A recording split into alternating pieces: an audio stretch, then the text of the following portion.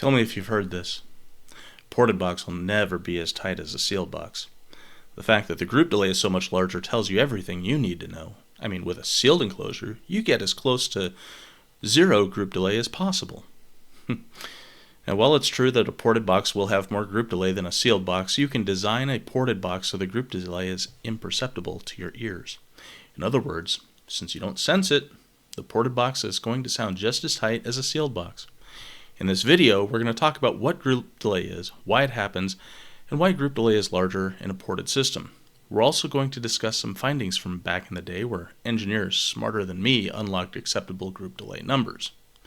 Stick around to the end, and I'll show you how to model group delay with free software, and we'll include a small chart illustrating how much group delay is acceptable at different frequencies.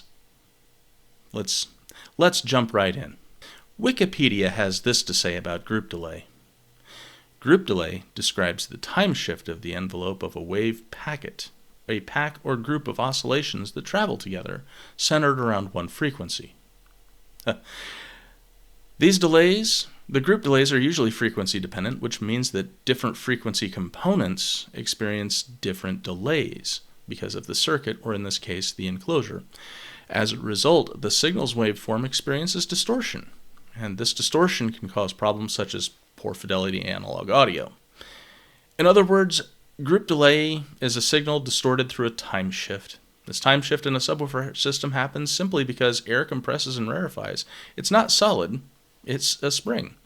This compression and rarefication happens in a sealed box too. It's just that adding a port adds another mass and spring to compress and rarefy, which adds complexity. But how does this manifest as distortion? What happens when it reaches our ears? Well, think about the natural frequency and the harmonics generated by plucking a bass guitar. Some of the sounds are going to arrive in your ears later than others. In the case of a sealed enclosure, the lowest frequency generally arrives last. In the case of a ported enclosure, the frequency centered around port tuning will arrive at your ears last. And how do we control this group delay in the ported enclosure? We're going to make sure port tuning and enclosure volume are a good fit for the driver. It's simple as that. But let's understand something. Just because there's group delay in a ported enclosure, and it's higher than the group delay in a sealed enclosure, this doesn't mean your ears can discern it. There is a threshold of audible group delay, and this threshold increases as frequency drops.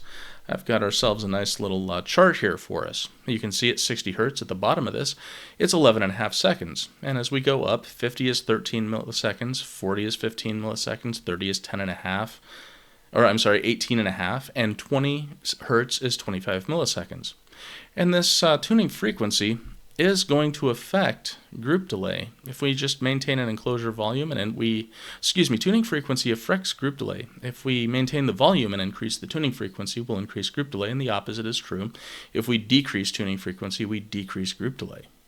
If we have a larger volume but we keep the same tuning, we will have more group delay, and the opposite is also true. With a larger enclosure, you increase group delay, and with a smaller enclosure, you have decreased group delay. The biggest mistake you can make when you design your subwoofer box is tuning for big SPL centered around one frequency. This will have a distinct ring and a lot of perceptible group delay. This is only a mistake if you're building a box for music. Now, if you're building a one-note wonder for SPL trophies, the group delay isn't an issue. We won't care about group delay if you're burping for trophies with limited power. That's part of the fun. But another mistake you can make is using a prefabricated ported box whose specs are unknown. A lot of these boxes have a relatively high tuning frequency to maximize output and reduce the footprint of the box. The high frequency will blow past the audible threshold at the high frequency and produce bad sound. This is likely the source of the myth that ported enclosures sound bad that we're discussing right now. The easiest way to minimize this audible group delay is to use an enclosure volume and tuning recommended by the driver manufacturer. They know their product better than we do, that's for certain. They also don't want their audience to say, yeah, I used their enclosure specs and it sounded awful, because the next sentence out of somebody like me is going to be something like, go use another subwoofer driver. Let's go ahead and get into WinISD. This is WinISD. WinISD is some free software produced by Linear Team. It's been around for a little over 20 years now. As you can see on the side, I have some projects that I've set up, an IDQ 12 DVC. I have a closed with a Q factor of 0.8. I have 5 ported boxes to illustrate the differences in group delay. When we open up WinISD and we have a project opened, we are going to see a transfer function magnitude. This is 1 watt at 1 meter. Let's go ahead and see what happens when we change this to group delay right here.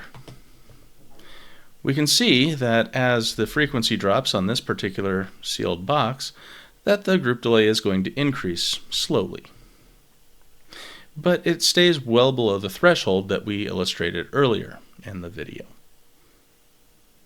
Let's go ahead and see what happens when we use a small, low-tuned enclosure, 2 cubic feet to 32 Hertz with the same woofer.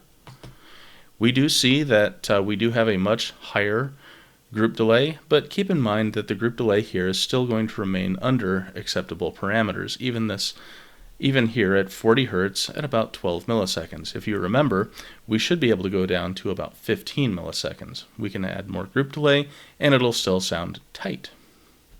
So let's go ahead and add some group delay by raising the tuning frequency to 40 Hertz.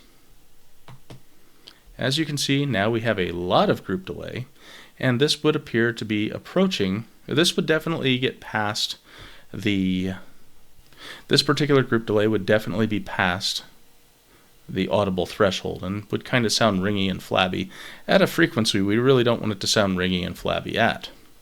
So I'm going to remove the 2 cubic foot at 40 Hertz, and we're going to make a larger enclosure but maintain the tuning frequency.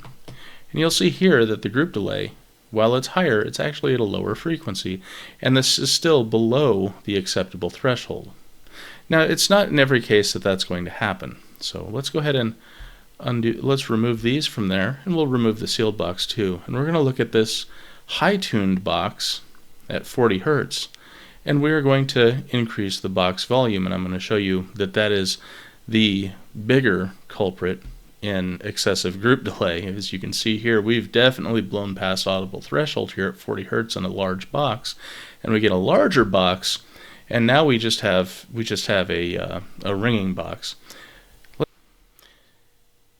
While I want everyone to experiment on their car audio journeys, I do want to point out that people smarter than you and I have provided some guidelines for easy success. In the case of a tight-sounding ported enclosure that romps while sounding as tight as a live acoustic performance, we really can have our cake and eat it too.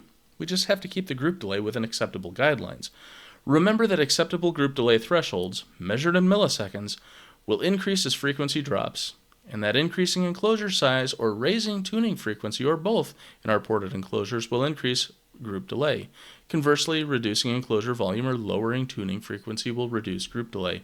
And remember this, we can model group delay within WinISD.